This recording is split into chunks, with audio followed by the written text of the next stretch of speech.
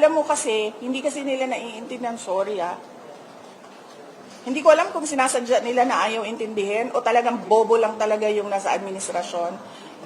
I'd likely lean doon sa latter kasi sa lahat ng mga desisyon nila lately,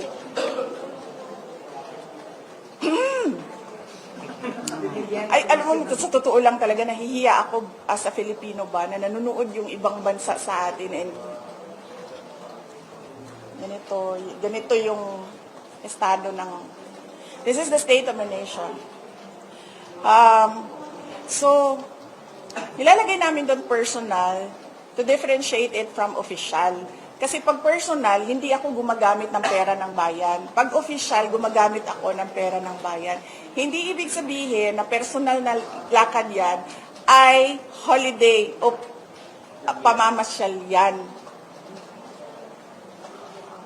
So, yun yung ibig sabihin ng personal. Walang ginamit na pera ng gobyerno sa lakad na ito.